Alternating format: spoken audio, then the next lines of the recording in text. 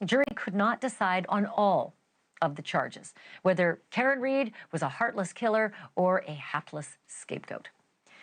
But in 4 short days, despite the defense's best efforts to get the case dismissed, a new jury will be picked to hear the exact same evidence. That is not to say that nothing is different from the first trial, or should I say mistrial. For starters, the lead investigator in the case is out of a job. Massachusetts State Trooper Michael Proctor was fired, quote, dishonorably discharged, end quote. And that just happened last week. He was dumped for having sent crude and misogynistic text messages about the subject that he was investigating, Karen Read. And he did it during the investigation. Oh, and also he was found to have shared confidential details of the case with unauthorized people. Oh, and also they discovered he'd been drinking on duty and driving his police cruiser after drinking on duty. So he's on the outs. Another key difference from last time, the people who may be called for jury duty next week are far more likely this time round to have heard Karen Read's version of what happened the night her boyfriend died. And that is because Karen Read herself opened up and told her entire story to Investigation Discovery. Even though she didn't take the witness stand in her last trial, she's talking now in a docuseries that just dropped called A Body in the Snow. And yes, here's a look.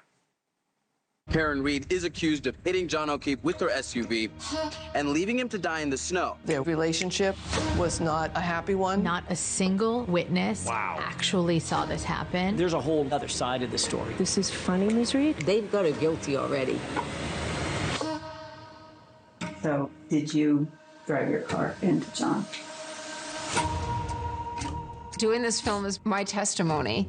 I want to say what happened exactly as it happened.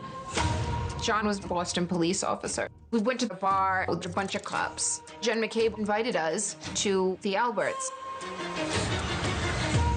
Last I ever talked to him when he got out of my car at Brian Albert's house. Everybody liked Karen, and everything changed. He was found dead on the lawn of another police officer. This is one of their own, and that raises the stakes. Miss Read stated that she hit him 3 times. I hit him. I hit him. I hit him. That statement doesn't appear on any of the tapes. They were shocked. I am not on trial. I am a witness. It's impossible to have any sympathy. They're all lying. She'd smile or laugh. She's posing for pictures.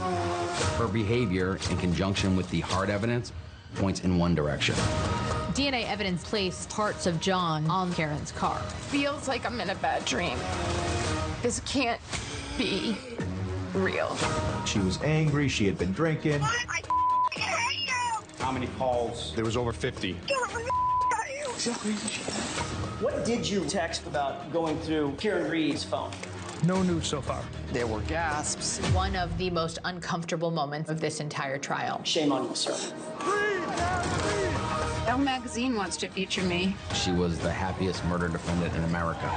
You're either pro-Karen Read or you are pro-police. It's become a civil war.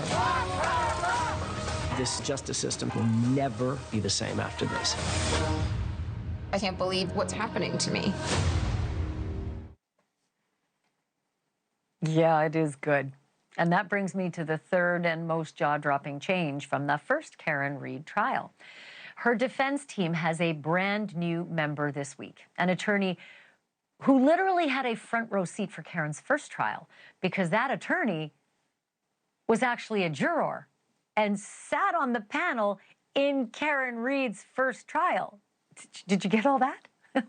Crazy.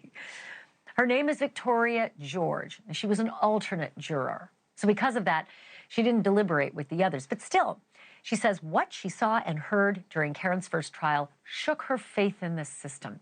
And now she says she wants to help prevent what she calls a miscarriage of justice. And so now I turn, as I often do when my head is spinning, to my friend Mark Geragos, criminal defense attorney and co-host of 2 hit podcasts, Reasonable Doubt and 2 Angry Men. Okay, happy Friday, Mark Geragos. More than 6 million people have seen that docuseries. And I can't help but think if it hurts her. Do you think it helps her Or do you think she did a disservice to herself by sitting for the doc? No, I think it actually helps her, or it will help her. I think plenty of people have seen it. I think your setup piece was accurate in that it's polarizing in a lot of ways. But I also think that in a lot of ways, I don't understand how they're retrying this case. So it's strange to me. There's a lot of strange things. I love the fact that Alan Jackson has added an alternate juror to his defense team. I have hired both jurors after the fact and on more than one occasion. I have never added a juror onto the defense team a second time around. I've just hired them the second time around. I totally get that part, right? If you're lucky enough to have a juror who will make him or herself public and then join the team. But man, oh man, I have never heard of a lawyer who has sat on a panel and then joined a second trial. Is it ethical? Is that juror, I mean, I'm assuming she's allowed to do it because she's on the team. But I mean, I suppose the question I have is like, it's got to come up in voir dire, right? Like this has all got to come up in voir dire for people sitting on the panel. Did you see the documentary? And what about this lawyer? Well, I don't know. I was contemplating the ethics of it. I can't think of. I suppose you might have some head scratching if it had been a juror who was deliberating, but I'm not so sure about that.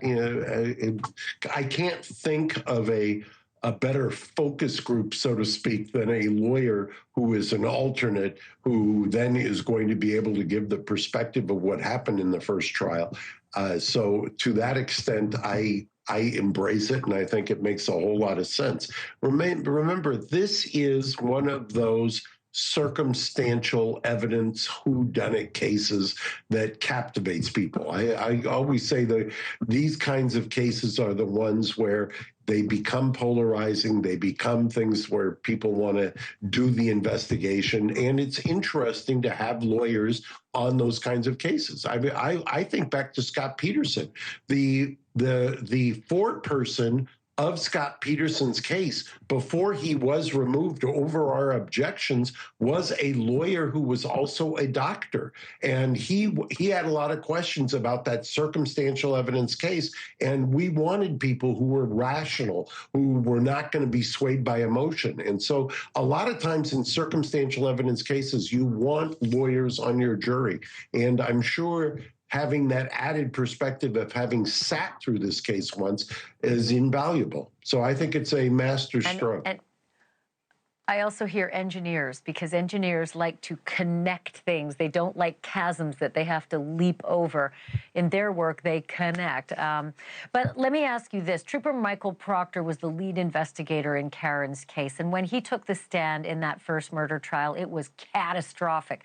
All this ugliness was coming out about him, you know, going through her pictures on her phone and texting awful, nasty things about her private parts to, I mean, he's gone, right? He's been fired. But that doesn't mean that he won't be called as a witness, right? I just wonder if it's worth it to the state to do that, knowing the blistering cross-examination that would come next and what the jury would think of him. Well, I'm not so sure that this time around he would actually testify. I think if called, depending on who calls, he may just invoke the Fifth. I've had that. Once again, I always tell war stories, but I remember Judge Schnegg, when she was on the bench in LA Superior Court, I actually got a cop on the stand to invoke the Fifth, and to quote her, that's a turd in the punch bowl. And that is potentially what you might have in a case like this. This guy's got some exposure. Part of what the evidence seems to suggest is that he had some culpability either before, during, or after. And I'm not making the accusation. I'm just showing, kind of reiterating what the evidence tended to suggest. Not the least of which is, I think you described him as misogynistic. He's kind of just an a-hole. Well, that's one way to put it, yeah. So let me ask you this. Does the defense call him? That sounds crazy, but does the defense call him and say, Let's have your texts, sir, because really I think where the defense is strongest is trying to point to some kind of conspiracy among cops and a big blue wall of silence and people who are out to get her. It ain't like we haven't seen this in this jurisdiction before. The Canton Police Department is embroiled in the Sandra Birchmore catastrophe as well, a young girl who they said took her own life. She didn't. And the 6 cops there went along with it, and one of them had impregnated her, and so he's up on charges now. So I know you can't bring all that into her case, but you could certainly dabble in that if you called Trooper Proctor, right? Well, by the way, I can't think of a reason not to call him if you're the defense. The integrity of the investigation is always an issue. Here you have, so basically, my client didn't do it, is what Alan is going to argue. And if you believe that the cops set it up, here is Exhibit A, B, and C all rolled into one. So absolutely. I just don't know if they are actually going to get this person to testify, because if he's got a lawyer who's got some neurons firing, he's going to probably invoke. Yeah. Let me ask you this. I'm still surprised the case is going forward, not for the reason that you mentioned off the bat, which is why are they retrying her? They literally had a jury panel that had decided she didn't murder. It's just that they didn't pull the jury and get it on the record, so here we go again. But that's under appeal still. And if by any chance that appellate action is successful, what happens with the process we're going into next week? Well, if it was successful, you can raise once in jeopardy at any time. And that's what the argument is. The argument is they can't go forward on the greater charge because she was found not guilty in order to get to the lesser charge, which they hung on. If that's the case, I still am perplexed, and I've never talked to Alan about it as to why the jury was not, why they did not inquire as to the verdict. In order to hang, so people understand, you go down like rungs of a ladder. In order to get to the count that they hung on, you had to acquit on the higher count or the greater count. Why that wasn't, why the judge didn't on her own sua sponte, I'll invoke a little Latin on Friday night, or at the request of the defense or the prosecution, poll the jury about that. I don't understand. Maybe I'm not in the weeds enough, but that has always perplexed me. Always. Poll the jury. I mean, I am not a lawyer, and I know that's Rule 101 at the end. You've got to poll the jury, even if it's a mistrial. If it's if you get a guilty, you've got to poll the jury. Sometimes someone stands up and says, I feel awful about this. I was pushed into doing this. Yeah, I'm shocked they didn't. Absolutely. But I do understand that the form is weird, and they may actually be changing it in this jurisdiction. It's that you can only check the box if it's guilty. If it's not guilty, you move past the box, and therefore it looked as though it just hadn't been deliberated, but you're right. They did deliberate it. They said they got there, and they said, we didn't find her guilty of murder. And that was not the only time in that trial that Alan Jackson raised some issue, and they kind of scratched their heads there and say, well, their answer was one of my favorite answers. We've always done it this way. They couldn't explain it, but they just default to we've always done it this way. And that's one of the reasons I like going into other jurisdictions to try cases, because it gives you a perspective. You get kind of, sometimes you can't see the forest for the trees, so to speak. I love the fact that you spent your Friday night with me. Mark Geragos, thank you for this. I appreciate it. Always, always, Ashleigh. Have a great weekend. Okay. Next Friday. I'll see you here. See you then.